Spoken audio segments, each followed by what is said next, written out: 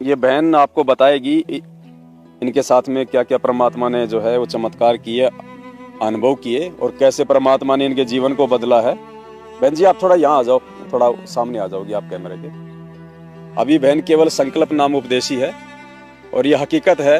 दास के पास तो इतने फोन आते हैं। संकल्प नाम दीक्षा लेने के बाद में परमात्मा जो सुख इन आत्माओं को दे रहे हैं, क्योंकि संकल्प नाम दीक्षा वही आत्मा लेगी जो आत्मा ज्ञान को समझेगी, और ज्ञान को समझने के बाद में तो फिर पुण्यात्मा परमात्मा ने फिर तो बता ही दिया कि आत्मा उस परमात्मा को अपने साथ में कर देता फिर तो। और मालिक भी यही चाहते थे पहले। असंख्य बार परमात्मा ने सत्संगों में कहा कि जल्दबाजी मत करो नाम दीक्षा लेने के लिए, पहले इस ज्ञान को अच्छे से समझो। नाम चाहे 6 महीने बाद में ले लो, कहीं कोई दिक्कत नहीं है, पहले ज्ञान को समझो, तब परमात्मा साथ होगा, सारे लाभ देगा परमात्मा। तो बहन आपको अपनी आप बीती बताएगी, बहन कहाँ से है, अपना नाम भी बताएगी, और उसके बाद में कैसे ये संकल्प नाम दीक्षा से जुड़ी, और संकल्प नाम दीक्षा से जुड़ने के बाद में परमात्मा ने कैसे इन पे जो है मतलब इन पे मेहर बख्शी है।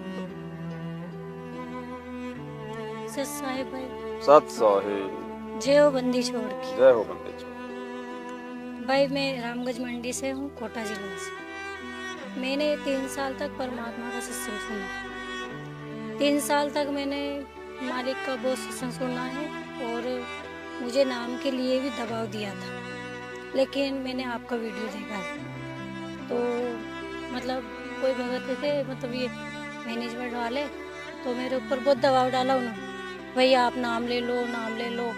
मैंने आपका वीडियो देखा, मैंने फिर ठान ली कि मुझे नाम नहीं लेना, चाहे मालिक कुछ भी कहे, मुझे नाम नहीं लेना, मुझे जाना ही नहीं है वहाँ पे, क्योंकि मालिक ने मुझे सच्चाई दिखा दी। मुझे उस दलदल से बाहर निकाल दिया मालिक, क्योंकि वो एक दलदल है, बहुत बड़ा दलदल है। फिर मालिक ने, मेरे ऐसी बीमारी हो गई थी ना, मैंने संकल्प भी नहीं लिया था, मात्र सत्संग सुनती थी मैं मालिक, लेकिन मालिक ने आज मुझे पैरों पे खड़ा किया है। मैंने 3 महीने से गद्दे पे लेट के खाना खाया है, और मेरे जो भगत जी हैं उन्होंने मुझे नहलाया है, मुझे मेरे कपड़े पहनाए, मेरे से खड़ा नहीं होता है।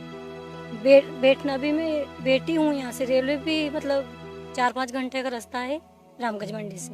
हमने आए, यहाँ भी मैं आई जबकि बैठी हूँ, सोई भी नहीं हूँ। ये सब परमात्मा की दया मालिक की। पर संकल्प दीक्षा तो मैंने बहुत बाद में ली, लेकिन मालिक ने मुझे नया जीवन दिया है, बहुत बड़ी मेहर है इनकी मेरे पे। बस मैंने सत्संग ही सुना है बस, और फिर जिनके बाद मैंने भाई का वीडियो देखा, फिर मैंने संकल्प दीक्षा ली।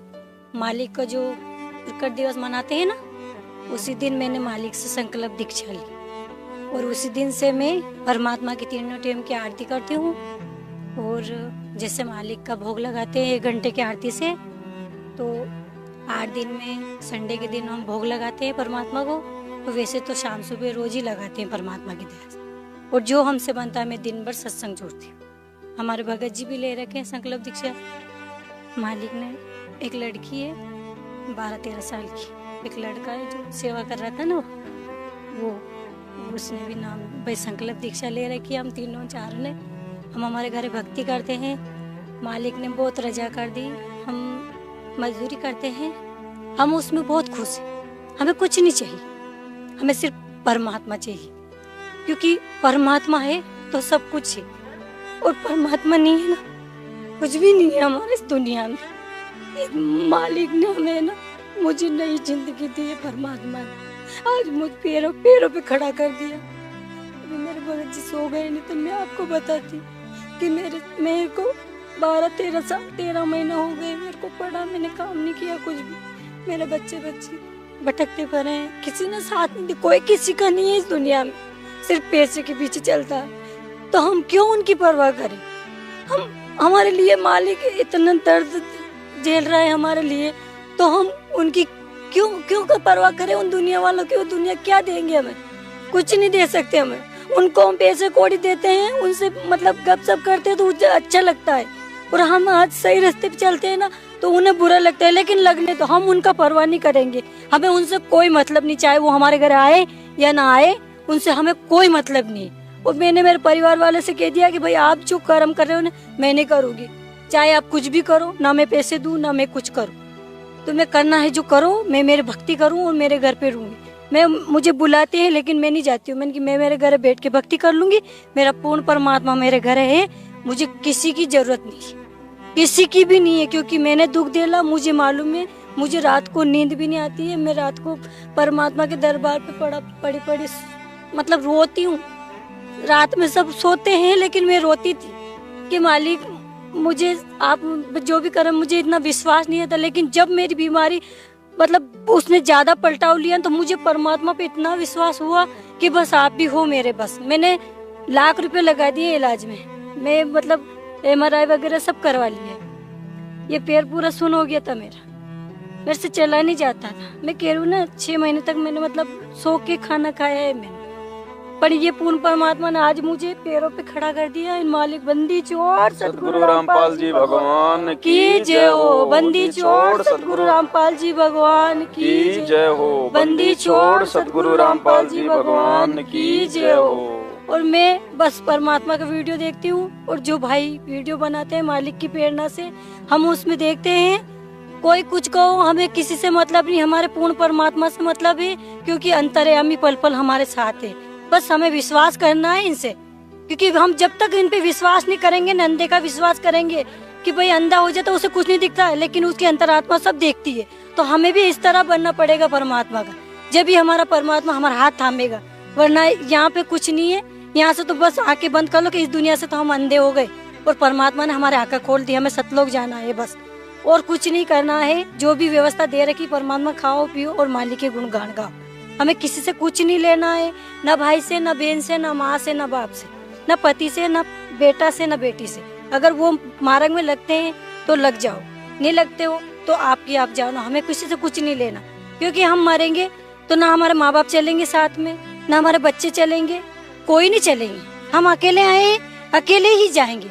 और अगर पूर्ण परमात्मा के चरणों में रह के मरते दम तक इनका नाम जपेंगे तो मालिक हमें बस वो ले जाएंगे, ये हमारे साथ रहेंगे।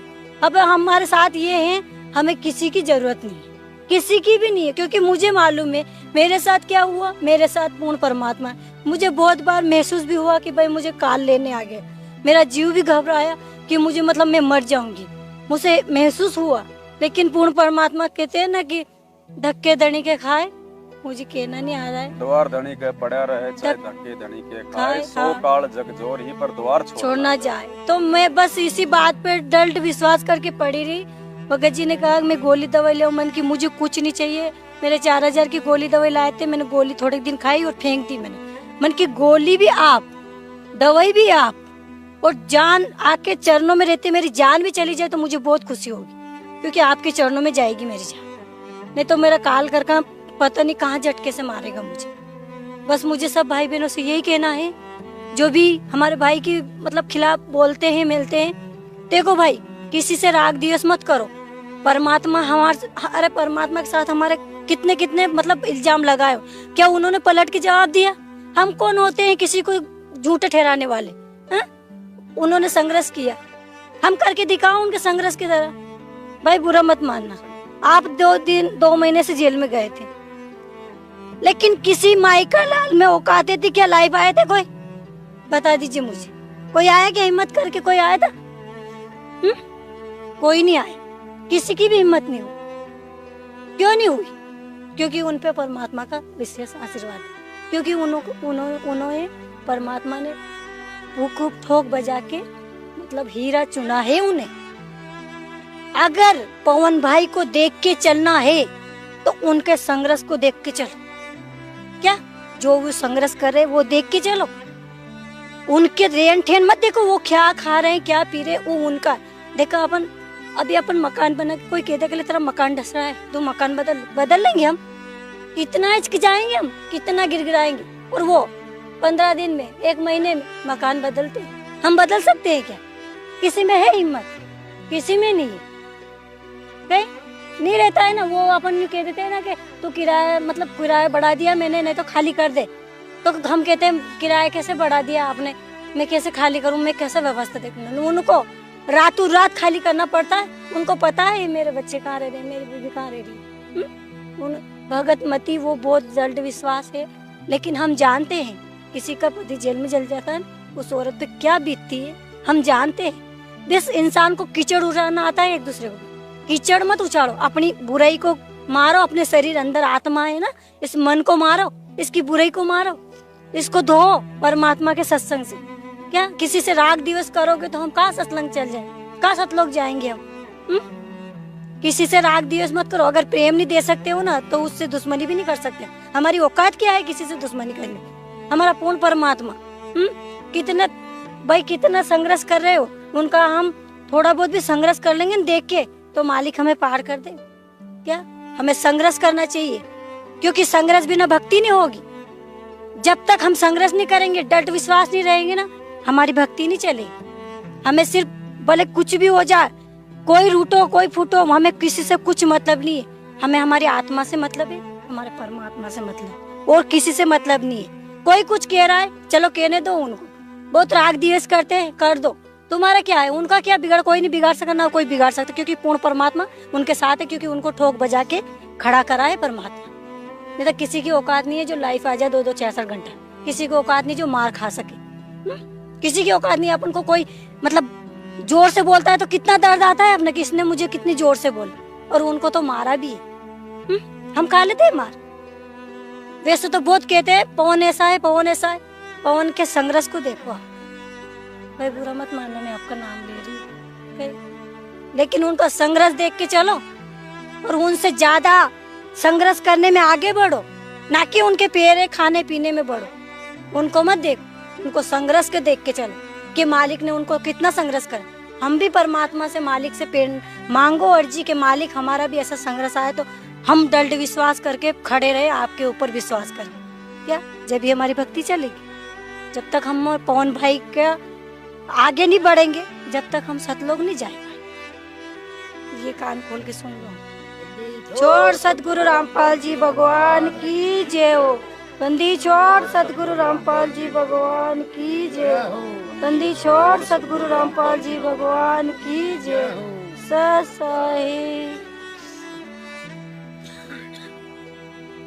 तो आपने सुना है बहन के मुख से कि कैसे परमात्मा ने, जब बहन मात्र परमात्मा के जो है वो सत्संग ही सुना करती थी, उस समय तक इन्होंने संकल्प नाम दीक्षा भी जो है नहीं ली थी, और परमात्मा ने कैसे इनका जो एक रोग था, असाध्य रोग, ये खाट पे जो है ये लेटी रहा करती थी, ये बैठ भी नहीं सकती थी, ये चल भी नहीं सकती थी, इनके पति इनको नहलाया करते थे। सोचिए कैसी स्थिति होगी अगर किसी औरत का उसका पति नहलाए, तो बेचारी वो तो मतलब रोती होगी हर दिन वो औरत कि देखो मेरे कैसे दिन आ गए। हमारे समाज में कहते हैं मतलब कि औरत अपने पति की सेवा करती है, यहाँ तो पति जो है अपनी मतलब पत्नी की सेवा कर रहा है।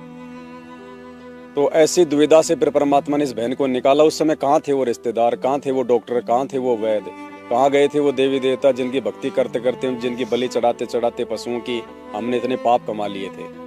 तब बहन को फिर ये परमात्मा का ज्ञान सुनने को मिला, समझने को मिला, और मात्र परमात्मा के सत्संग सुनने से ही बहन की स्थिति परमात्मा ने ठीक कर दी।